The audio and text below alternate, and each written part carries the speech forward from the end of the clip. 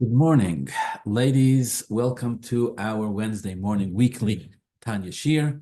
We are studying Perek Beis of Shaar Hayichud ve'Emunah, and we're roughly about halfway through the Perek. So to give a very brief review, a very brief summary of where we're holding, Perek Aleph of Shaar Hayichud ve'Emunah begins with the idea, the first paramount concept of Shaar Hayichud ve'Emunah, which is that Hashem's creation of the world is not a one-time event where Hashem created the world in the 6 days of creation and the world exists on its own from there, but rather that creation is something that goes on every single moment, every single second. The power that brought the world, the divine power that brought the world into existence in the first place, needs to do so over and over again every single second, and were it to stop even for but a moment, all created things would simply cease to exist. As we've learned in the past couple of weeks, this is a chidush, this is a novel idea. In fact, one would assume the opposite. One would assume that if Hashem creates something, then Hashem's creation, after all, it's Hashem who created it, then surely if Hashem created it, Hashem would create something that lasts. I mean, why would we assume that Hashem creates it and even after Hashem created it still doesn't exist or needs to be needs to be pushed into existence every single second. I mean, this is not some chaplap job being done by some company that has a 1.5-star rating on Yelp. This is the Ribono Shel Olam we're talking about. Hashem created it. So if Hashem created it, we would assume that Ma'aseh Yedei HaKadosh Baruch Hu, I mean, Hashem's creations are eternal, or at least can last for 6,000 years. And yet Chassidus teaches us, no, it isn't that way. Hashem created the world, and even though, or despite the fact that it was created by Hashem, the world would not be able to exist even for a moment on its own, and needs constant force and power of the Ribono Shel Olam to recreate it every single second. In Perek Aleph, the Alter Rebbe based this idea on a tradition, on a Kabbalah that he has, based on a teaching of the Baal Shem Tov, on the words L'olam Hashem Dvorcha Nitzav B'Shamayim, which again simply means that Hashem's words are eternal. The Baal Shem Tov taught that this means that the words that Hashem uttered during the 6 days of creation, those particular words, letters that Hashem uttered to bring the heavens into existence, those words need to remain in the heavens constantly in order to keep the heavens in existence. And were they to stop, if but for a moment, the heavens would cease to exist. Okay. That was the introduction to Perek Aleph. The Alter Rebbe went on to say that this is true not just with regard to the heavens, but with regard to all created beings. In fact, the Alter Rebbe even went so far as to say that it's true with regard to all created beings in the spiritual worlds as well as the physical worlds, although we haven't spent much time yet talking about how this is relevant in the spiritual worlds. But the Alter Rebbe does say that, and it's true about all created beings, even the tiniest and most minute created beings. And all of these beings, these created beings created by Hashem, are all kept in existence by the power that brought them into existence in the first place. What is the power that brought them into existence in the first place? These are referred to as the Asora Mamoros, the 10 utterances of Hashem, or in the Perek Aleph of Tanya, the Alter Rebbe refers to them on a number of occasions. He refers to them as the Asora Mamoros Shebetoira, the 10 utterances that are taught to us in the Torah, and we discussed a little bit the significance of why the emphasis Sheba Torah.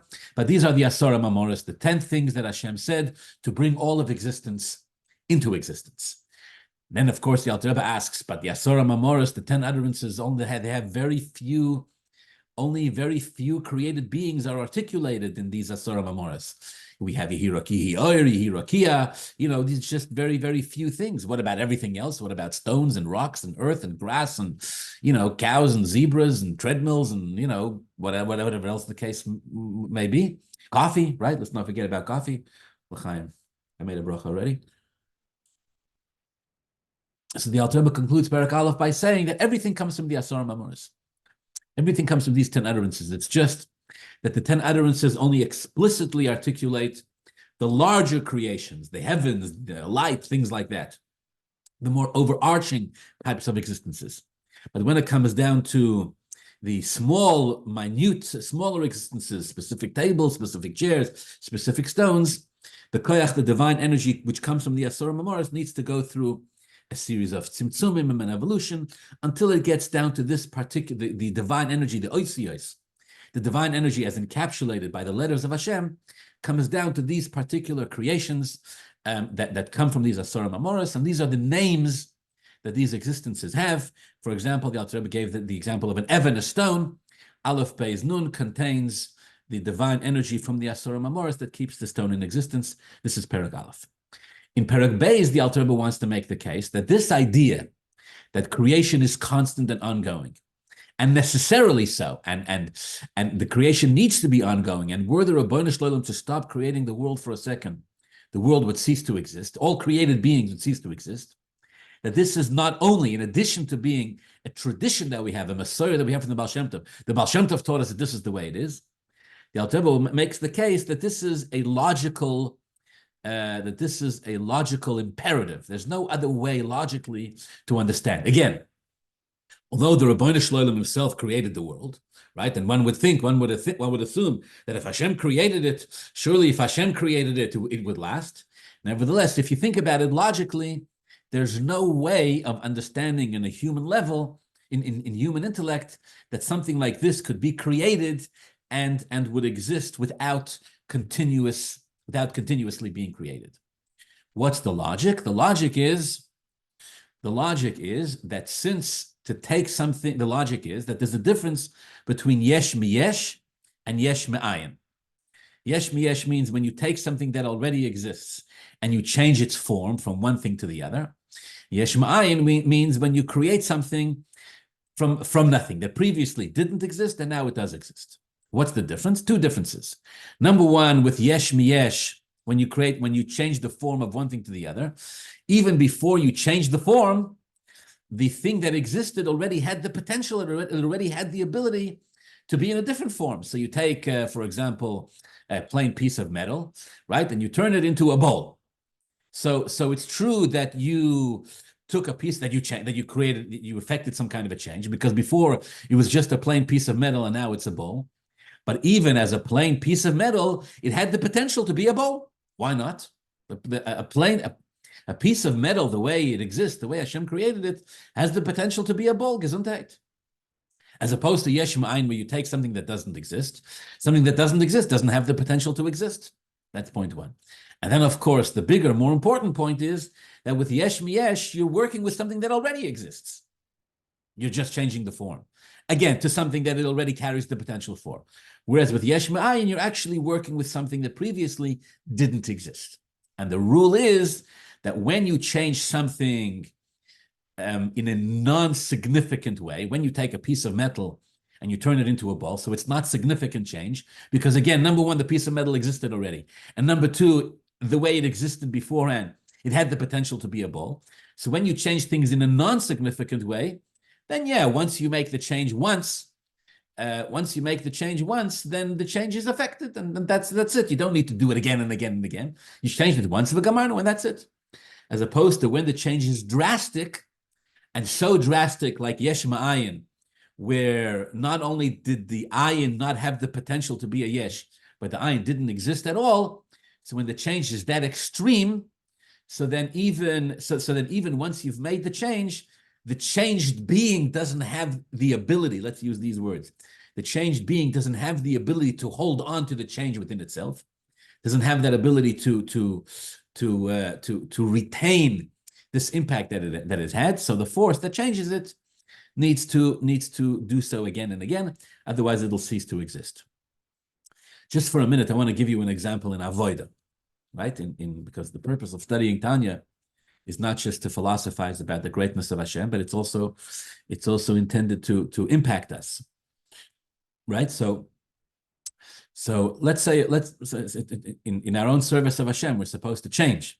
So of course, the larger calling here of Shaar Hayichud Ve'emunah is to call upon us to view godliness as a real reality, and everything that Hashem created not as a real reality. Again, even though Hashem created it, but Hashem created only that it should appear as if it really exists. But in truth, nothing else exists besides for Hashem. But on a smaller level, you have an example. This idea of yesh miyesh and yesh ma'ayin, you have this example with every person in Avodas Hashem, right? So let's say a person they know they need to do something, but it's difficult for them to do it, right? So a person, let's say, for example, they know they need to wake up on time every day and daven with a minyan, let's say, right? A person knows they need to do this, need to wake up in the morning, and they need to start off the day with davening. We have largely women in the group, so maybe a woman doesn't have to daven with a minyan every day, but she's got to wake up in the morning. A woman has to wake up in the morning and daven shachris, right? For example. So most people, now, there are some people for whom this is very easy, right? We call those people unicorns. It's easy for them to wake up every day on time and to go about to daven to Hashem, and the Yetzer Hara doesn't bother them. Alter Rebbe, wake up, daven to Hashem, great. These people are called morning people, and as a rule, they get on my nerves because I am not a morning person, and all people who wake up in the morning with a big smile across their face, they get on my nerves. All right. By 9:30 in the morning, I'm usually okay, especially with a little bit of coffee. L'chaim. We're on our way.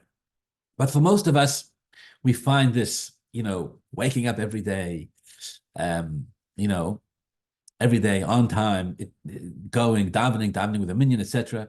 There's an element of kabbalas oil which is necessary. Kabbalas oil means we have to, whatever time the alarm clock rings or whatever it is time that we have to get up in the morning, we know we have to get up, we have to tell ourselves we got to do it even though we don't want to. But now, even among those who need kabbalas oil to get up in time in the morning and wake up and get going, you have two types. One type of person is generally relatively common, but one type, how many times do you need to force yourself in the morning, drag yourself out of bed, to go and start your day on time and be consistent, etc.? How many times? 10 times, 30 times, 40 times, 100 times. After you've done it a sufficient amount of time, it becomes your habit. It becomes easy. Or at least there's no struggle involved. You're not lying there in bed, 6 o'clock in the morning, 45 years old, going, oh, I don't want to get out of bed. I don't want to get out of bed. You've gotten into the habit. You've done it. You've done it enough times. The person perhaps doesn't struggle as much. Come on, it became part of life. Finished. You don't like it, go talk to your shrink. But for right now, it's 6 o'clock in the morning, time to get going. That would be an example of yesh miyesh. Means we've made a change. We've made it our business to wake up every day and to do it. And to wake up every morning and to wake up on time and to go and do what it is that we have to do, brush our teeth and daven with a minyan, etc. The change doesn't feel drastic. It doesn't feel like we've changed our nature to an extent that we continuously struggle. No, maybe in the beginning it was a struggle, but the struggle is over. And now I'm the guy or I'm the woman who wakes up every day on time and does what it is that I have to do. And Baruch Hashem, as long as I'm healthy, I'll do it that way. That's yesh miyesh, means beforehand I was also basically generally a person who was prone to structure and to consistency and to good habits and to good lifestyle and to good healthy lifestyle habits, etc. So you do it a couple of times. Here's the point. You do it a couple of times and it sticks. It sticks, and then you can do so without struggle. But then there are those human beings that for whatever divine reason, no matter how many times they've woken up on time, and no matter how many times they've practiced healthy lifestyles and gone to sleep on time and woken up on time and started the day by kabbalas oil, even they did it thousands of times, they did it 10, 20, 30 years, every day is a struggle. Every day is a bitter existential struggle. And when the alarm goes off at 6 in the morning, the person's like, I wish I didn't have to do this, and I wish I could stay in bed longer, and the Yetzer Hara just attacks from every level.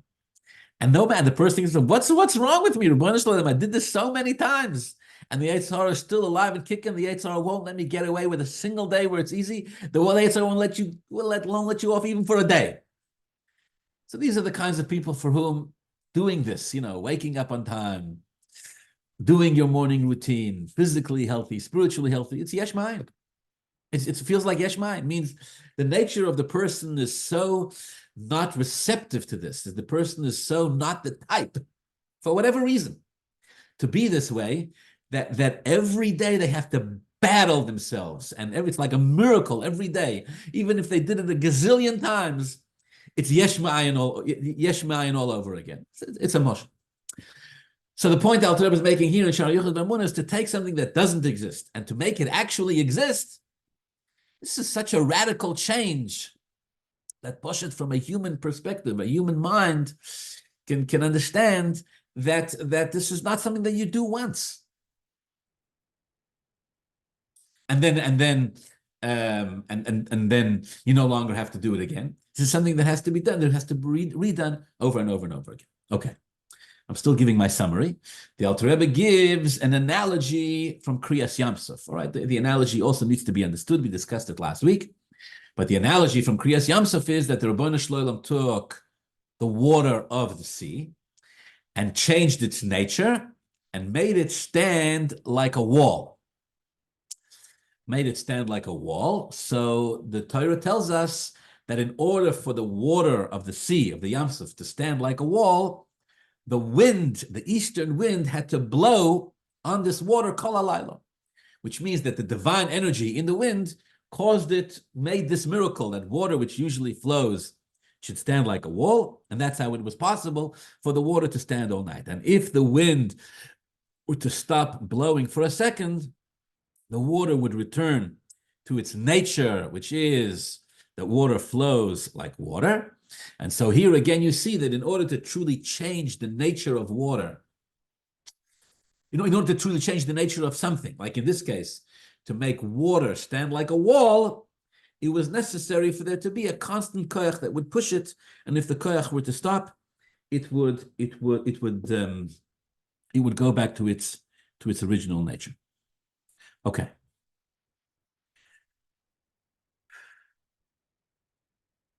I'm going to start from the words Elo tzorich liyos. If you have a Tanya in front of you, again, in the English, it's the bottom of page 847. In the Hebrew, it's the page 154, Perek Beis of Shaar Hayichud ve'Emunah. I'm about halfway through. The last word on the line is, in the Hebrew, the last word on the line is tzorich. I'm going from the word Elo. Elo tzorich liyos koyach hapoyel benifal tamid. You need what Alter Rebbe calls, quote, koyach hapoyel benifal. Poyel means active, nifal means passive.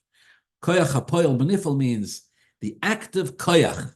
In this case, the creating koyach, the power that creates, needs to be benifal, in the created thing, tamid, constantly. L'hachayoisoi, to give it life, u'lakaimoi, and to give it existence. Otherwise, it would cease to exist. By the way, there's a beautiful note from the Rebbe on this business with Kriyas Yamsuf. The Rebbe says that by Kriyas Yamsuf, Hashem, the Rebbe's, he sees it even in the words of Tanya. Hashem didn't just make the water stand so that the Jewish people could walk through. Hashem actually changed the nature of the water, right? In other words, because you could give an example. Why does the Alter Rebbe give an example? You can ask a question. Why does the Alter Rebbe give an example from Kriyas Yamsuf? Why doesn't he give an example from coffee in a cup? Right? You pour the coffee into the cup. What do you want from coffee in a cup? So the cup has to hold the coffee. Otherwise, if you make a hole in the cup or if you tear the cup away, so the coffee will just spill everywhere. So as long as the walls of the cup are there suspending the coffee, then the coffee will remain contained, or the water will remain contained. Rip the cup open, and all the coffee will spill out. Why doesn't the Rebbe give that analogy? So the Rebbe doesn't talk about coffee, but the Rebbe explains simple. That's not a good analogy. Just to say, well, water in a cup also needs the cup to constantly hold it. No, that's not a good analogy. Why not? Because the water doesn't change the nature of the coffee. Nothing happened to the coffee. That's not a mushal. That's not a mushal for creation of heaven and earth. Nothing happens to the coffee. The nature of the coffee doesn't change whether it's in the cup or whether it's out the cup. And therefore, it's not a good mushal for creation of heaven and earth. A better mashal is Kriyas Yamsuf. Why? Because by Kriyas Yamsuf, the Alter Rebbe writes, the pasuk says that the water stood k'moy ned u'kachoyma. It was like a wall. What does it mean? It was like a wall. That means the water actually hardened and became like a wall. The fabric, the characteristic of the water itself actually did change. Now you can ask, why was that necessary, right? Why couldn't you just have, water push, the wind pushing against the water and holding it to the side so the Jewish people could walk through? Agut hakasha. It's a good question. But nevertheless, this is what the pasuk says. that the water actually turned into a wall. That means the wind which blew against the water actually changed the nature of the water and made it stand like a wall. See, Alter Rebbe says, a regular wall doesn't need wind pushing against it the whole time to keep it that way. A wall stands like a wall. Why? Because it was created that way. Hashem made it stand like a wall. But here, the case of water, the water was made to flow. And now you have another koyach that takes this water which flows and changes it and makes it stand like a wall. Not like, and makes it hard like rock, so it stands. But because we're inherently dealing with water which flows, so the koyach that turned it, that made this transition, that made this yesh miyesh, that changed its nature from water to a wall, needs to be there constantly. And if it stops, it goes back to the way it was. So it is with the creation of heaven and earth. Although Hashem actually changes the nature of the ayin and makes it into a yesh, does make the transition, that something which doesn't exist now actually does exist. But because of the extent, because of the distance of how far this transition is from ayin to yesh, it needs a constant koyach in it, what the Alter Rebbe calls koyach hapoel banif. Okay, let's move on. The hein, where does this koyach come from? So this koyach of Hashem that keeps existence in existence, where does it come from? The hein, b'chinas oisius adibur me'asor mamoros, as we mentioned before, these are the words of Hashem. From the asor mamoros, from the 10 utterances that Hashem said, shebohem nivru, that from them the world was created. Hashem created the world in 6 days of creation. He created it verbally by literally saying utterances, well, not literally, but by saying, let the world come into existence. And so these asor mamoros, these words of the koyach contain the koyach, the divine energy necessary to keep the world and all created beings in existence. Regarding this, it says in the pasuk, we quote it every day in davening, quote, Va'ata machayes kulam. We say, you, the Rabbeinu Shalom, you, Hashem, you, the Eibashter, machayes kulam, you give life to everything. It says in Sforim, al tikri machaye elo mahave. The Sforim say the word machaye can also be read as mahave. Why is that? Because ches and hey are interchangeable. Even physically, they're very close to each other. And yud and vav are interchangeable. They're also even physically, they're very close to each other. A vav is just a longer yud, and hey is just a ches with a hole in it. So the word machaya, al tikra machaya, ela mahava. Don't only read it machaya, but mahava. What's the difference between machaya and mahava? Machaya means you give life to something, right? Like a nefesh and a guf. The nefesh doesn't create the guf. The nefesh gives chayas to the guf. Mahava means that you create it. So va'ata machayas kula means that you, the Rabbeinu Shalom, give life to everything. But more than that, the commentaries say, don't just read it machaya as Hashem giving life, ela mahava, but creating it. Hainu yesh ma'ayin. The Rabbeinu Shalom creates yesh ma'ayin. Oh, but the pasuk says va'ata machayas kula, mahavas kula, that the force, the divine energy that creates all things and keeps them in existence is va'ata. What's va'ata? Va'ata, the word ata is aleph tov hey, and bechinas ha'oisiyos me'aleph ve'atov ve'ha'hei hihei mitzois ha'peh mokar ha'oisiyos. So the word va'ata, as in the pasuk, va'ata mechayas kulam, tells us that we're referring to the Rabbeinu Shalom's power, verbal power of words, power of oisiyos, because va'ata has aleph tov hey. So aleph tov, aleph is the first letter, tov is the last letter, means the letters from aleph to tov. And hey is hey moitzois hapeh. Hey moitzois hapeh means there are 5 physical mouth positions that are necessary in order to produce 22 sounds. Right? There's lips, there's letters that come from the lips, there's letters that come from the tongue, there's letters that come from the throat, there's letters that come from air, etc. Called hey moitzois hapeh. The 5 different mouth positions or sources of these letters that come from in lahavdil by a person that come from the person's mouth, known as the hemoitzois hapeh, the 5 products of the mouth. So ba'ato machayas kulam means the Rabbeinu Shalom, the Eibashter, creates all things and keeps them into existence, and the Eibashter does so through va'ato, through this power of va'ato, which symbolizes the Rabbeinu Shalom's words, letters, aleph to tov, produced by the Hayichud sapeh, by the 5 positions of the mouth. Okay. Basically, this concludes the idea.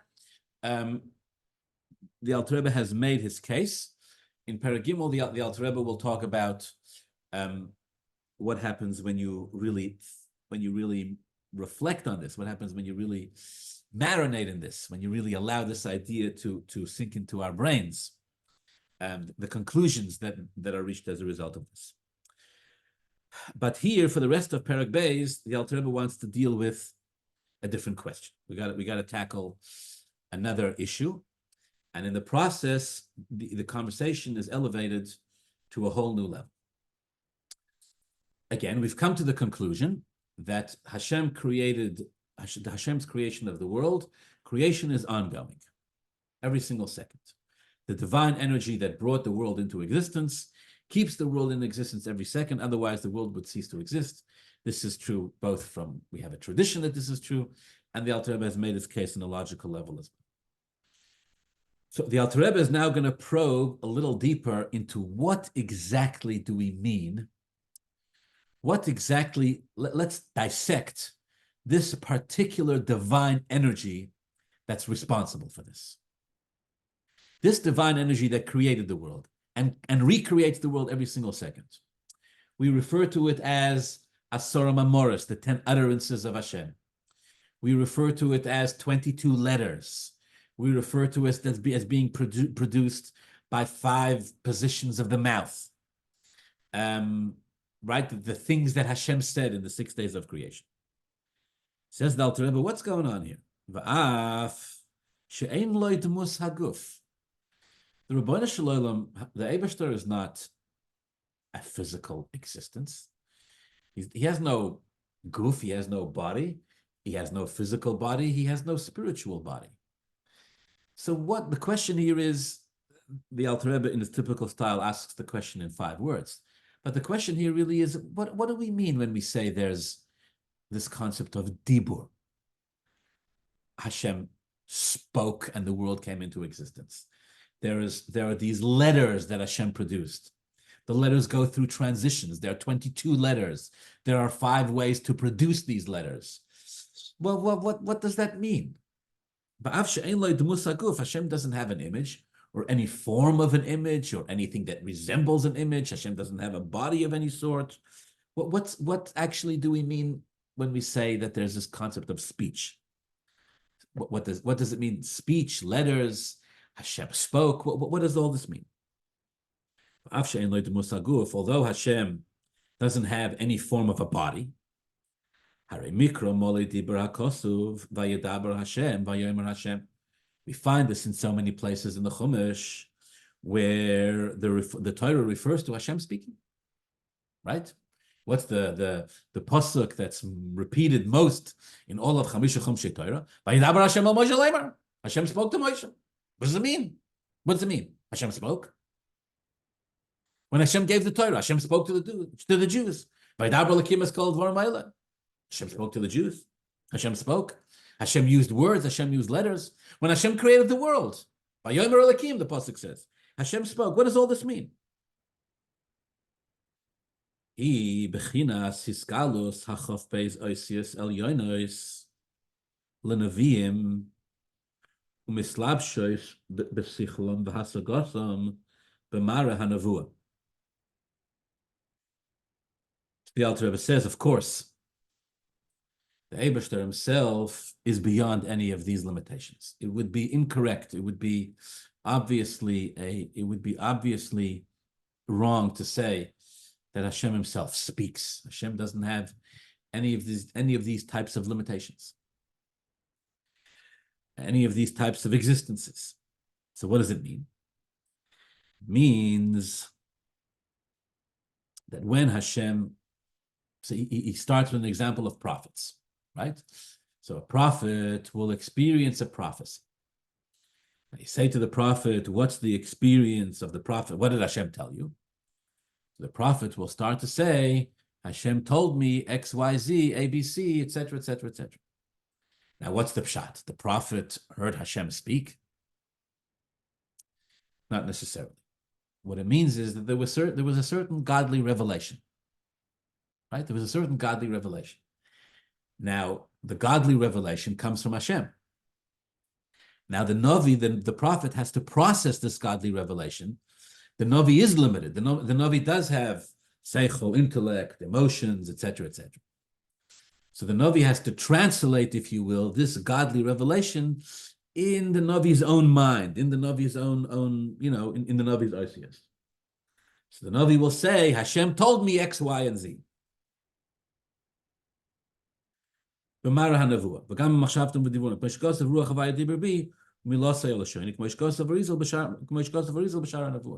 doesn't mean that Hashem has this limitation. What it means is that the Navi has this limitation, because the Navi is human and the Navi needs to process things through words. So the godly revelation that comes to the Navi will be interpreted by the Navi in terms of these words. We don't mean to limit Hashem. What we mean is that the Navi processes this revelation of God in these letters, in these words. So the Alter Rebbe will say, it's the same thing when we say Hashem spoke and the world came into existence. Where the pasuk says, "L'olam Hashem dvarcha nitzav b'shamayim," Hashem's words are eternal. The intention is obviously not to limit Hashem, but the intention is that we're dealing with limited things, and the limited things can only contain a certain limited amount of godliness. So this limited amount of godliness that the created beings can contain, one of the terms for this is oisius, letters. These are tools. Letters are tools that we, the created beings, be it the Nevi'im, be it the Moshe Rabbeinu, be it whatever the case may be, these are tools that we use to contain the infinite revelation of Hashem. Hashem's revelation is undefined and indescribable and unlimited. But in its indescribable state, we have no access to it. Hashem has given us, the Torah has given us tools through which to be able to articulate or contain this message from Hashem. And this message is, we call this oisius. That's the meaning of the concept of oisius. And even within these oisius, you have many, many, many different levels, as we'll learn at the end of the parak, many different levels, where the oisius become more and more of a metzius. The oisius become more and more pronounced, and the godliness that is within them becomes more and more hidden, until you get to a physically created being that has within itself oisius, letters that contain within themselves certain divine revelation, certain godly revelation. And this revelation becomes manifest, becomes expressed even in a physical stone. We're calling it sounds like a relatively simple point. The Alter Rebbe is saying we're calling it oisius, we're calling it dibur, not because Hashem speaks. Hashem doesn't speak in the literal sense. But like with many Pesukim in the Torah, we use these analogies. What it means is that when there are recipients on the receiving end that receive these divine energy, the tools that they use to define what it is that they're receiving is called, we call these oisius, we call these letters. It's like, I'm going to give you a very quick analogy.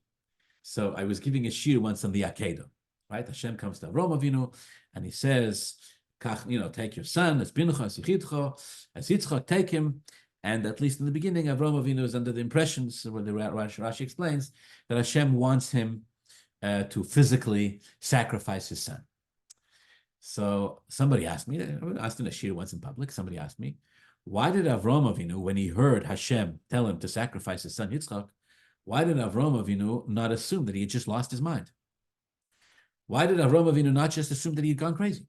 Or why wasn't he concerned that maybe he had gone crazy? I mean, you hear a voice in your head, and it's Hashem telling you to take your son and kill him. Rahman al-Islam. Lo yaleinu, people who commit sometimes the most heinous of human atrocities, Rahman al-Islam later report that they hear voices in their head telling them to do these things. We call these people, ill. We lock them up because they're dangerous to society, and we do our best to heal them.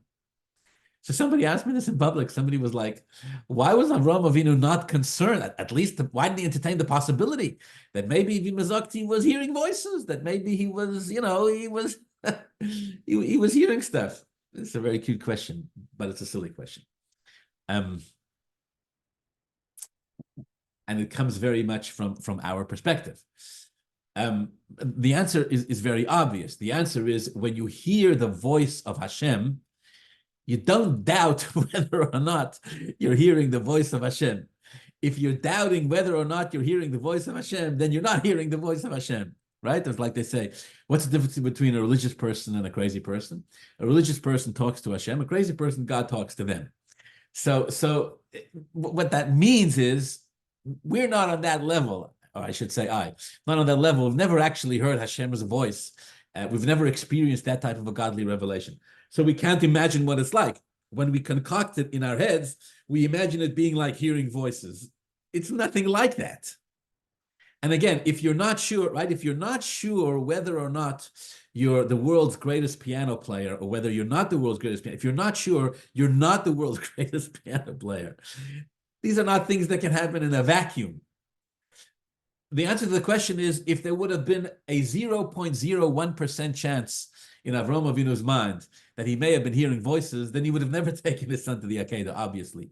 When you experience a revelation of Hashem, when you actually experience it, you absolutely know that you're experiencing on that level.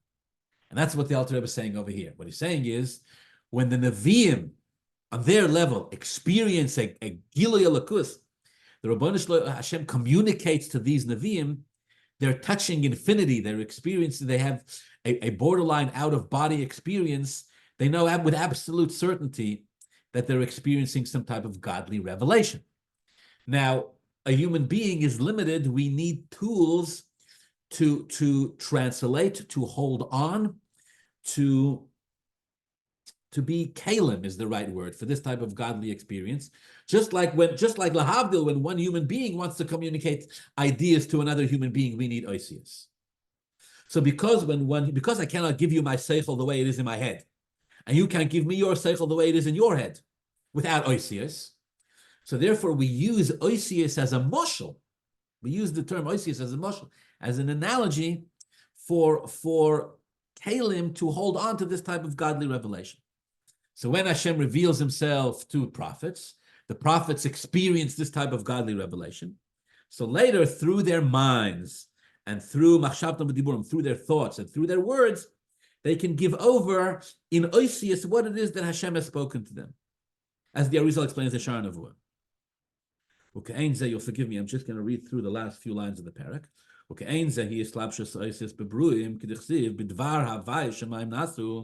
So it is when Hashem created the world, as we say, Bidvar Hashem, through the words of Hashem, the heavens were made. Uvuruach piv kol tzvam, and through the breath of his mouth, all the host, everything that's in the heavens is brought into being. It doesn't mean that Hashem talks. We're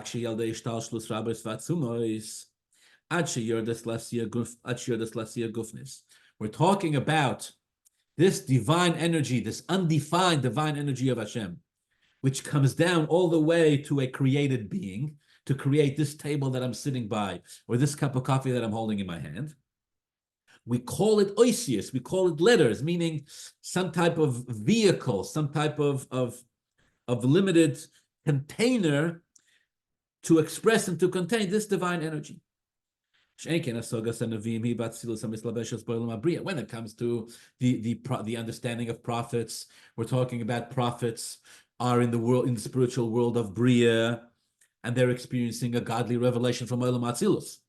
When we talk about this cup or this table, we're talking about the godly energy which has come all the way down till it can enclose itself in a physical being. So although the distance between them is very vast, the idea is the same. We're going to call them all oisius. We're going to call them all oisius. Oisius meaning tools or vehicles that created beings will use to contain, as much as humanly or physically or spiritually possible, this divine energy of Hashem. So from Hashem, we have Gilui Elokus. From Hashem, we have godly revelation. The Eibishter chooses, for whatever reason, to express, to reveal, to make himself known. when it comes to the beings which are experiencing this Gilui Elokus, Hashem wanted every being to process it, to experience it on their level. For the Navi, so this is called experiencing on their level. This is called Isius. For the Naviim, it's experienced in prophecy. And for created beings like you and I, or all the other physical realities of the world, it's experienced in a way where Hashem's energy, Hashem's koyach, is responsible for our physical existence. We call all of this Isius, which is the deeper meaning of the words, Va'ato, from Aleph to Tov, in the 5 different ways. Machayas Kulam creates everything from the Eibishter, creates everything and keeps it in existence. All right. Thank you very much. We will continue Be'ezras Hashem next week.